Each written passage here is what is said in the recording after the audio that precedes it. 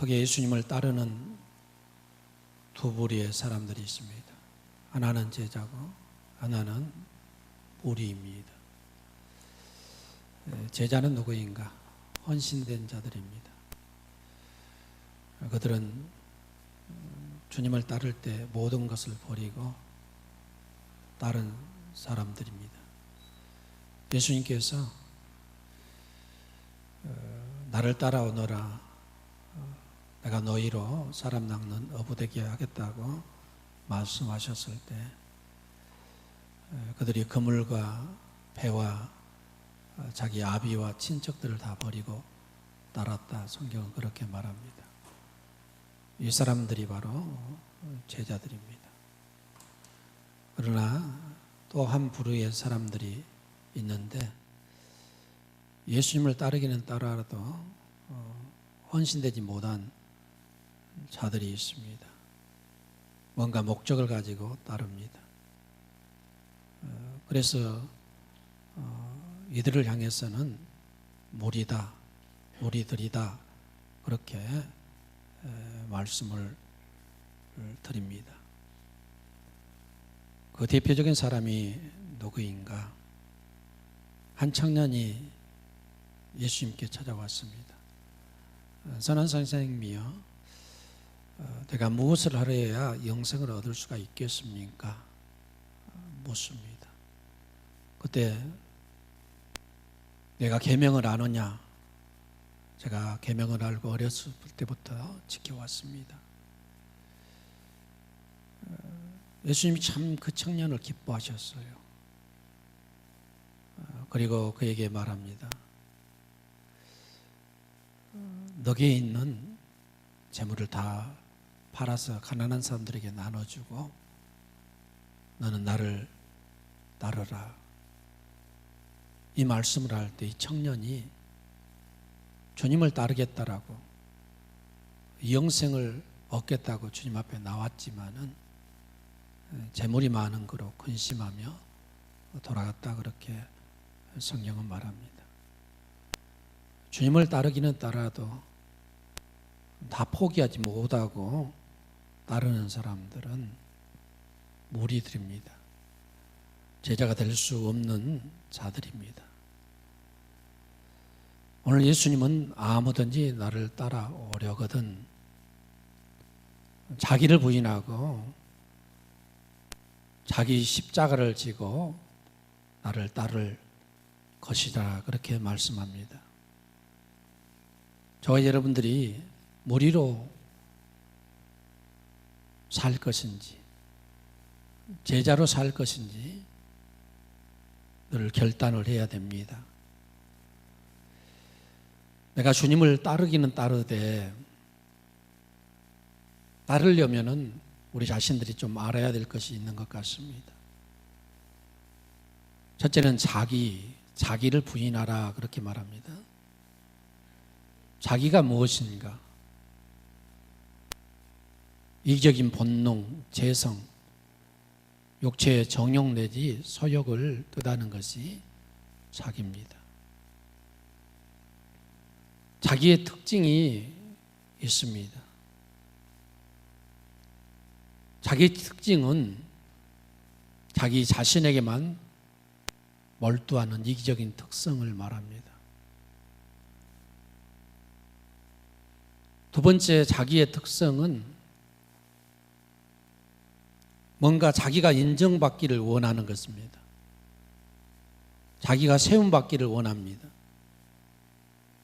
또 자기는 자신의 주장이 강한 것을 말합니다. 하나님의 뜻보다는 교회의 질서보다는 자기 장법, 자기 주장이 너무나도 강하다는 것입니다. 내가 죽지 않냐고 내가 강한 것입니다. 내가 선호하는 방법, 내가 편한 방법만을 따르는 것이지 주님이 원하는 방법은 안중에도 없는 것을 말합니다. 또 자기는 무엇인가? 만족함이 없는 것입니다. 늘 불만족합니다.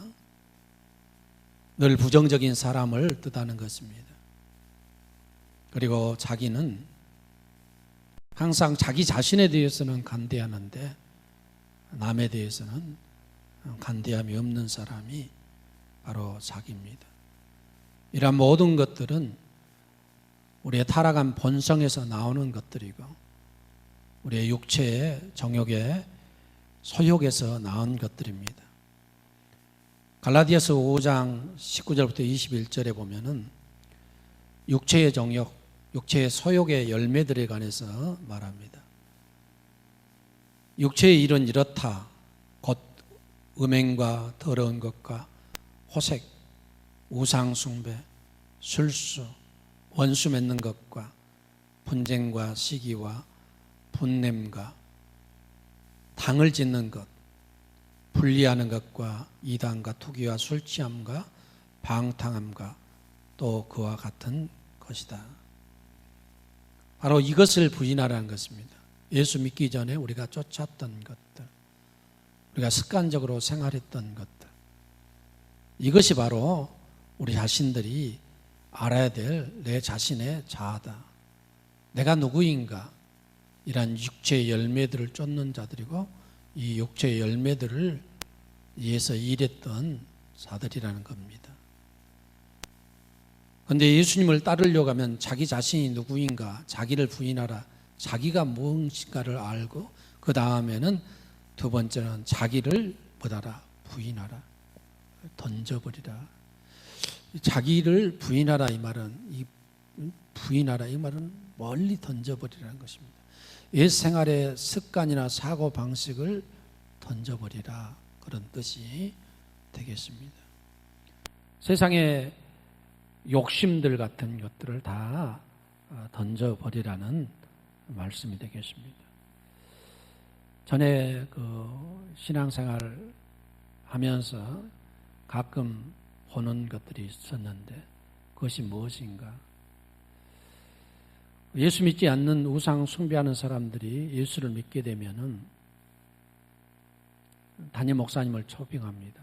신방을 가게 됩니다. 신방 가게 되면은 자기 집에서 섬겼던 우상 숭배, 제기 그릇이라든지 뭐 이런 어떤 패들 같은 것들을 다 내어놓습니다.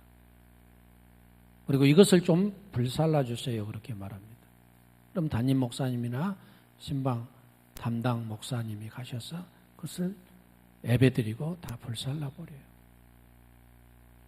이것은 무엇을 뜻하는가? 내가 예수 믿기 전에 따랐던 세상의 방식이라든지 신앙적인 잘못된 모습들을 다 부인하겠다, 멀리 던져버리겠다 그런 뜻이 되겠습니다.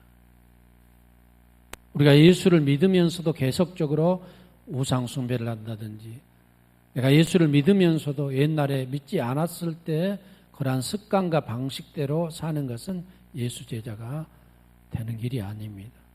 너희는 자기가 무엇인가를 알고 그 자기를 부인하고 나를 쫓으라라고 말하고 있습니다. 예수님의 경우를 보면은 이렇습니다. 예수님께서 세례를 받으셨습니다. 베다니에서 받으신 것입니다. 그리고 성령의 충만함을 받았습니다. 그 성령의 이끌림을 받아서 빈들에서 기도하기 시작합니다. 40일간 금식 기도하셨습니다. 마귀에게 시험을 받습니다. 그때 마귀를 하나님의 말씀으로 이겨내고 몰아냅니다. 마귀가 시험하기를 이런 시험을 합니다. 천하 만국 영광을 다 보여줍니다. 그리고 내게 절만 해라. 그럼 내가 이 천하 모든 영광을 너에게 주겠다라고 제안합니다. 그때 예수님께서 주 너의 하나님만 섬기려 하였다. 사단은 물러가라고 단호히 그를 배척하게 됩니다. 우리 주님은 천하 모든 영광 그것을 취한 것이 아니라 그것은 옛사람이 취하는 것들이고 잘못된 것이고 우상숭배이기 때문에 그것을 부인하고 오직 주 하나님만 섬기겠다라고 사단의 제안을 거절한 것을 보게 됩니다. 오늘 우리 주님께서 하신 말씀의 배경은 이렇습니다. 가이사라 빌립보 가이사라에서 주님께서 제자들에게 묻습니다. 세상 사람들이 나를 누구라고 하더냐? 어떤 사람은 세례요한, 어떤 사람은 에레미야, 어떤 사람은 엘리야, 어떤 사람은 선지자 중에 한 사람이라고 하더이다. 그러면 너희는 나를 누구라고 하더냐? 베드로가 뭐라고 말합니까? 저는 그리스도시요 살아계신 하나님의 아들입니다라고 말합니다. 오늘 그 사실을 오늘 본문에 기록을 하고 있습니다. 이 본문의 기록을 하고 있습니다. 그때 이 베드로의 이 고백을 주님께서 굉장히 기뻐하셨어요.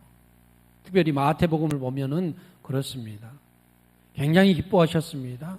그리고 주님께서 드디어 비로소 자기가 고난을 받고 예루살렘에 올라가서 죽어야 될 것에 대해서 말씀을 한 것입니다.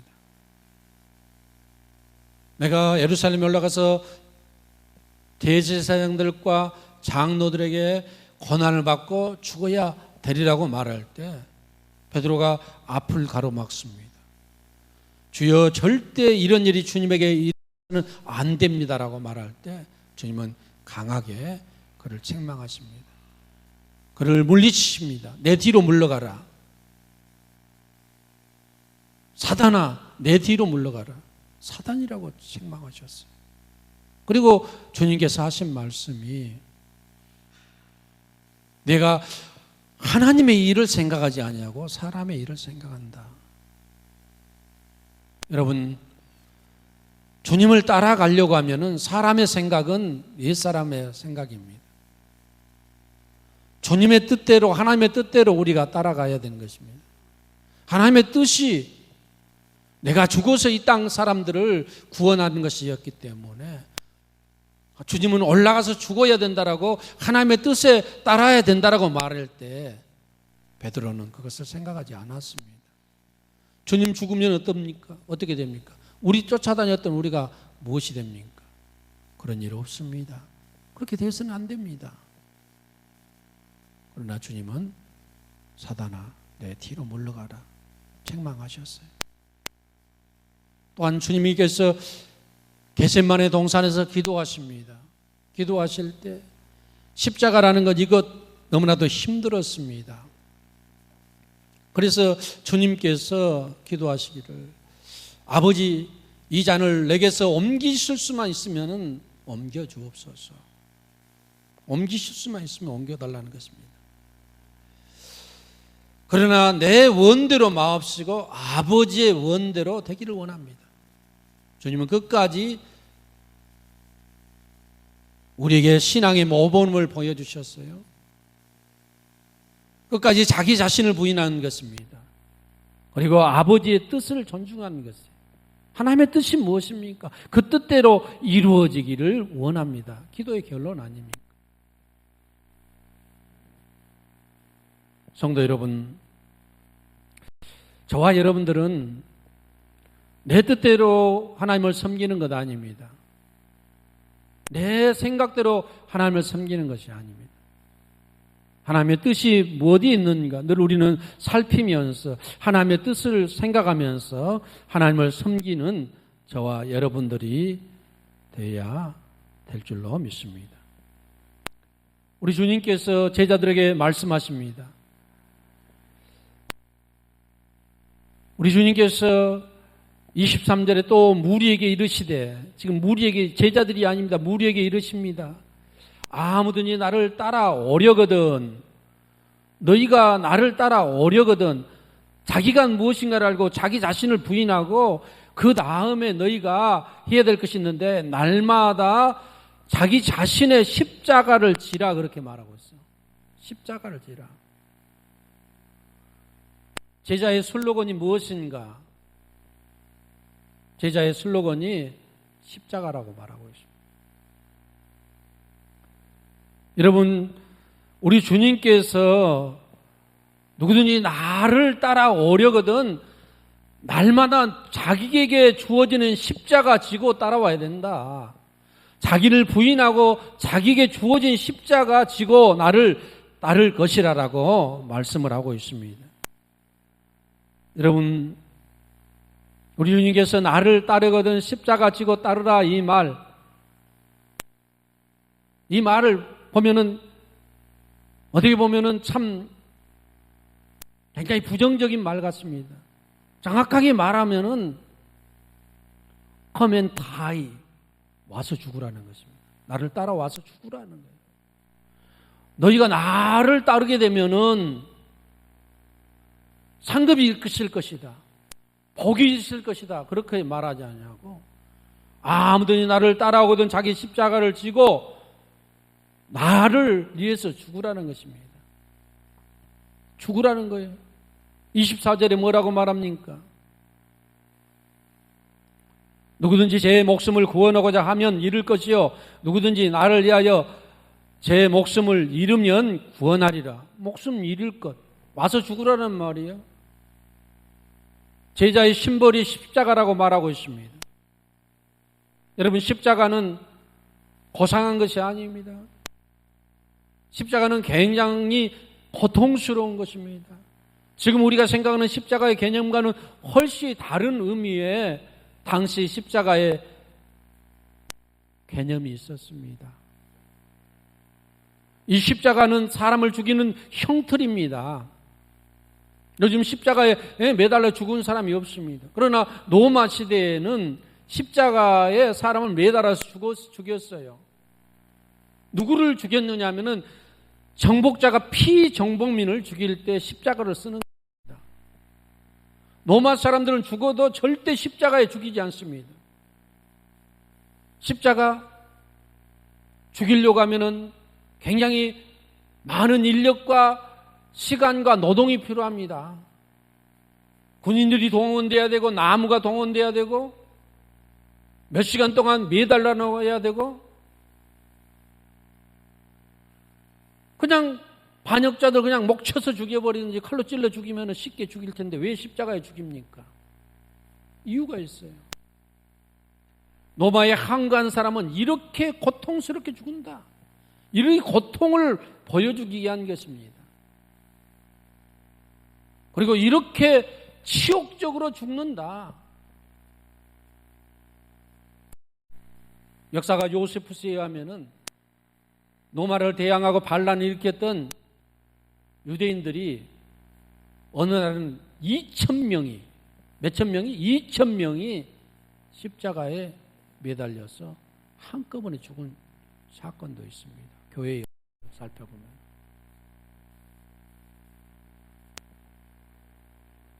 그런데 우리 주님께서 나를 따라오려거든 자기 십자가를 지라. 그리고 나를 위해서 생명을 잃으라. 이렇게 말씀하셨어요. 누가 따라가겠습니까? 나를 따라오게 되면 평화가 있을 것이다. 나를 따라오게 되면 축복이 있을 것이다. 이렇게 해도 따라갈 듯 말 듯 하는데 와서 죽으라. 따라가기 힘듭니다.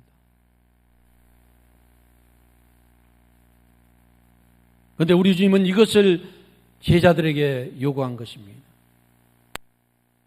제자담의 심벌이 무엇인가? 십자가는 고난의 심벌입니다. 또한 십자가는 죽음의 심벌입니다. 죽음의 심벌. 치욕의 심벌입니다. 예수님의 제자 베드로도 죽었습니다. 그리고 사도 바울도 선교하다 죽임을 당합니다. 베드로는 전설이 하면 십자가에 거꾸로 매달려서 죽었다 그렇게 말합니다. 왜 그가 십자가에 매달려 죽었는가? 그는 유대인이기 때문에 그렇습니다. 사도 바울은 그렇게 고통스럽게 죽지 않았어요. 단두대에서 목베임을 당해서 죽었다 그렇게 말합니다. 왜 똑같은 유대인인데 그렇게 됐는가? 사도 바울에게는 로마의 심의권이 있기 때문에 단번에 죽게 해줬습니다. 유대인들에게 있어서 십자가, 당시 이 십자가는 예수님 시대의 이 십자가는 죽음을 상징하는 심벌입니다. 고통과 형벌의 심벌이에요. 이 세상에서 가장 고통을 말했을 때 십자가를 지금 뜻하는 것입니다. 너희 십자가를 지고 나를 따르라, 그렇게 말씀하신 것입니다. 그래서 내가 십자가 지고 따라가겠다라고 했을 때는 그 심벌 안에는 어떤 메시지가 또한 함축되어 있는가? 주님, 내가 주님 따라가는데 죽을 각오가 담겨져 있는 것이 제 십자가예요. 그냥 따라가는 것이 아닙니다. 내가 주님 따라가다가 주님 말씀대로 목숨을 잃으면 잃겠습니다. 우리 주님께서 이 말씀을 지금 하신 것입니다. 성도 여러분, 우리 주님은 제 십자가를 지고 날마다 나를 따르라라고 명령형으로 말하고 있어요. 명령형으로. 그러나 가만히 살펴보면은 꼭 명령형이지만은 능동형을 쓴 데가 있습니다. 아무든지 나를 따라오려거든 너에게 선택하라는 것입니다. 누구든지 나를 따라오려거든 제 십자가를 지고 따라야 된다, 그렇게 말씀하고 있습니다. 이 어려운 길이고 힘든 것이지만은 나를 따라오기를 원한다면은 십자가를 지고 자원해서 따르라, 그렇게 말씀하고 있습니다. 여러분, 저와 여러분들은 주님을 따르는 자들입니다. 내가 무리로 따라가야 될 것인지, 내가 부족하지만 제자로 따라가야 될 것인지, 우리는 날마다 우리의 삶 속에서 결정하고 그 길을 따라가야 되는 것입니다. 그러므로 저와 여러분들이 주님을 따르기 위해서는 첫째는 우리 주님께서 자발적으로 능동적으로 따라야 된다라고 말씀하고 있고, 두 번째는 우리 주님께서 나를 따르기 위해서는 너희 전부를 걸라는 것입니다. 너희 전부 전체를 걸고 따라오라. 십자가를 지고 따른다는 나의 전부, 내 전 인생을 걸고 따라가겠습니다. 주님께서 비유의 말씀을 하십니다. 하나님 나라는 이런 것 같다. 어떤 사람이 진주 하나를 발견했는데 너무나도 기뻐서 자기 집에 가서 자기의 전 재산을 팔아서 그 진주를 사는 것이 하나님의 나라다, 그렇게 말씀하셨어요. 보화도 마찬가지입니다. 발견한 사람이 전 재산을 팔아서 그 보화를 사는 것입니다. 하나님 나라나 주님 제자가 된다는 것은 내 인생 전체를 하나님 앞에 걸고 하나님 앞에 드리고 따라간다는 것입니다. 부자 청년처럼 적당히 해서는 주님 따라갈 수 없다라고 말씀하고 있습니다. 또한 우리는 주님을 따르기 위해서는 우리의 온 정성과 온 심혈을 기울여서 따라가야 합니다. 내 자신을 부인해야 됩니다. 순간순간 내 욕심, 내 생각들을 버리고 주님 원하는 방법대로 희생하고 정말로 주님 원하는 대로 겸손하게 주님 따라가는 그러한 우리의 결심이 있지, 이 결심이 있어야 주님의 제자로서 우리가 날마다 살아갈 수 있다는 것을 생각하면서 오늘 주님께서 우리에게 주시는 말씀, 단순한 한 절의 말씀 같습니다만은 어떻게 보면 우리에게 굉장히 도전이 되고 우리가 정말로 따르기 힘든 그러한 내용의 말씀이라는 것을 우리가 또한 인식하면서 부족하지만은 십자가 지고 골고루 올라가셨던 그 주님 생각하면서 우리도 올라가다 쓰러지고 또 올라가다 쓰러지는 한이 있더라도 끝까지 제 십자가 지고 주님 따라가는 갈릴리 교회 성도들 될 수 있기를 주의 이름으로 축원합니다. 기도하겠습니다. 하나님 아버지 감사합니다.